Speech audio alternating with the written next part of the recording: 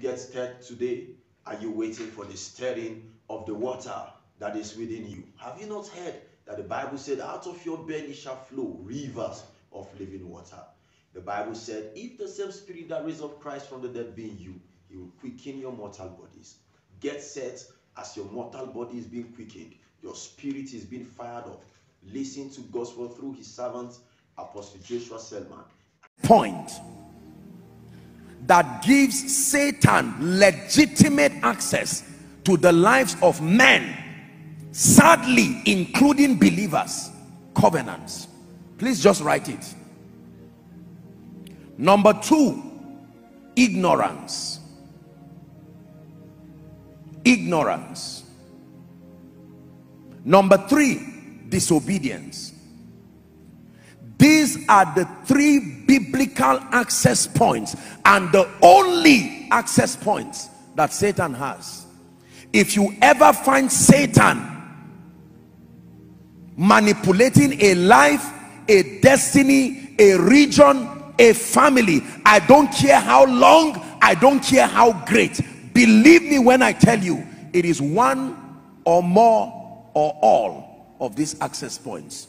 Number 1, covenants. Number 2, disobedience, ignorance. Number 3,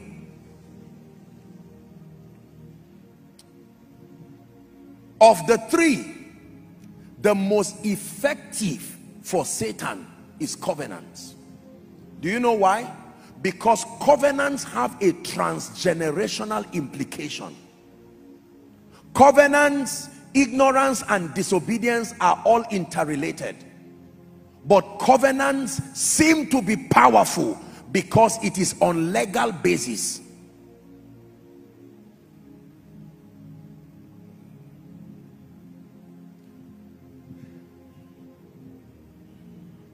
Let me touch on covenants. The idea of covenant was not invented by Satan.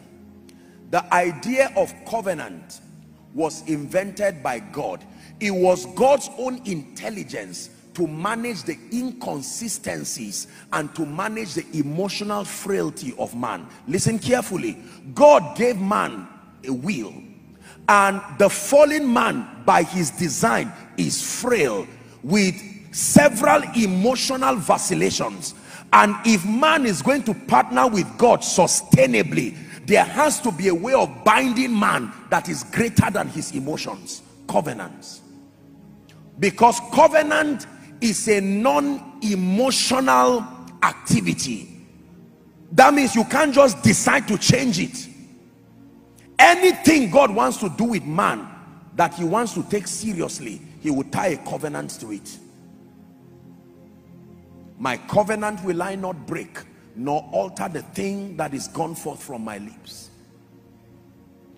You know, believers play with the idea of covenants, and you will see that everything God takes seriously, marriage, he took it seriously and he tied it to a covenant. Do you know why? Because he knows under normal circumstances the couple can run away by the next day. So he put covenant, a non-emotional binding, so that it's not about what you feel or you don't feel. There is an influence that is higher than your emotional vacillations. Salvation is a covenant.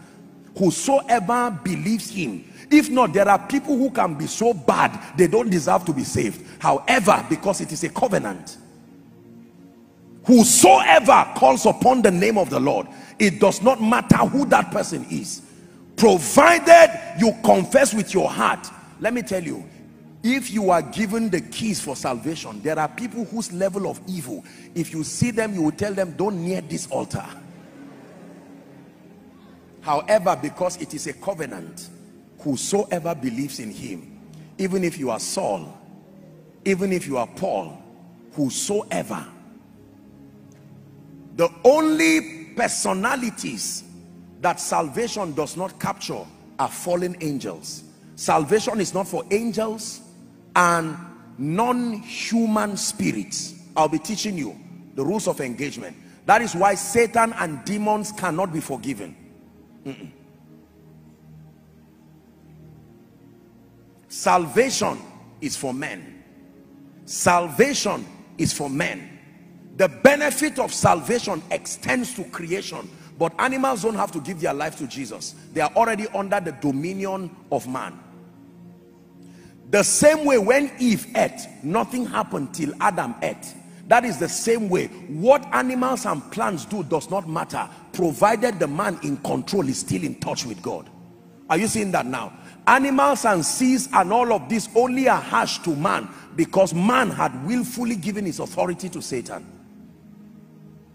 I pray you're getting what I'm teaching you. Covenants are very powerful.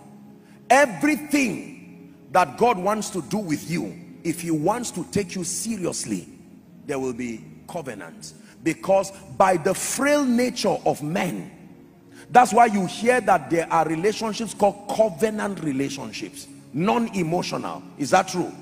When you get a job, watch this. It may not be called covenant, but there is something given to you called an employment letter. Is that true? It clearly spells the terms. You are going to be given 500,000 every month. They calculate it for you per annum. You have 30 days, 1 month leave. You can spread it 3 or 4 times. They give you all of those things and then you sign. The signing is a declaration of your consent that if for any reason I violate these terms, is that true? The company has a right to punish me based on their modus operandi, and that if I comply with these terms, I have a right to take the company to court for defaulting. Covenants. Say covenants. That is the reason why when Satan came to our forefathers, he did not suggest. He called them and said, you want me to help you? Let us have an agreement. Now you see, an altar is simply a system of authorization. Again, we'll discuss that next week when we talk about altars. An altar, because you will see that what we call the mercy seat in heaven, in fact, God himself sits, his throne is an altar, a system of authorization. Let us therefore come before the throne of grace, that we may obtain from that throne. He literally sits on an altar. An altar is a system of authorization. The assignment of an altar is to insist that the terms of a covenant remain binding, even when those who initiated it are no more. An altar is the spiritual system that supervises compliance to covenants. There is no true covenant until there is an altar, and that altar is built and ratified with blood.